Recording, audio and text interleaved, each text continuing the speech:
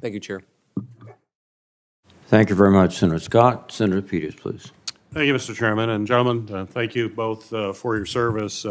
Admiral Aquilino, I want to echo the comments made by many of my colleagues here. Thank you for your 40-plus years of service to the nation, and we wish you well in your next endeavors, wherever they lead you, but appreciate your service. This question really is for both of you, and it deals with the continuing need for global stability with all of the challenges that we have, particularly in Indo-PACOM. But the Army's new multi-domain task force, I believe, is probably the centerpiece of the Army's efforts to respond to these varied global challenges, as I said, particularly in the Indo-Pacific. And when forward positioned, these task forces will enable the U.S. military to freely operate within a very contested environment. So I'd like both of you to respond, if you could elaborate a little bit on the critical role that these multi-domain task forces are going to have in the Indo-Pacific region, and how do they facilitate your ability to safely maneuver joint forces within your commands? Yeah, thanks, Senator. So first I'll thank General George, the Chief of Staff of the Army, and General McConville before him on developing and having the vision for an MDTF, critically important in my theater. And as we implement it, the key for that task force is to deliver all the capabilities that have been designed to go with it. So the anti-air capabilities, the anti-ship and anti-land attack capabilities that go with it, those are some of the things we have to go faster and deliver to those MDTFs to realize the entire warfighting capability of that force. But I'm absolutely supportive of what the Army has done to contribute to my theater. Great. Thank you. General? Thanks, Senator.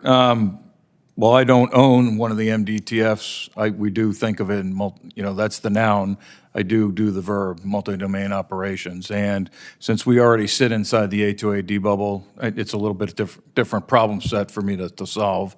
But the next fight's going to be combined, joint, interagency. It's going to be multi-domain. And, I'll probably be asking the Admiral for one of them if hostilities begin again.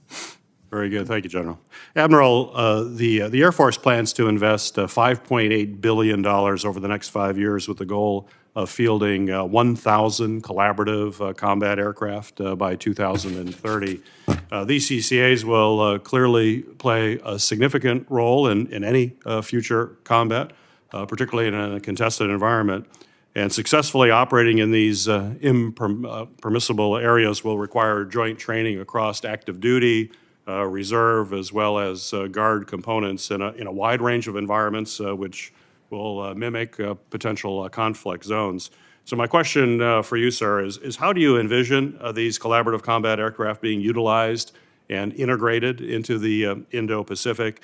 And then specifically, drilling down a little bit, how could active duty, reserve, and guard components best prepare for this CCA integration and training, given the near-term threat that we have in your command now?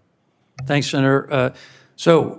When I think about CCAs, that's one aspect of the all-domain, unmanned, collaborative, cooperative, and ultimately integrated all-domain capabilities to be able to prevent conflict in my theater.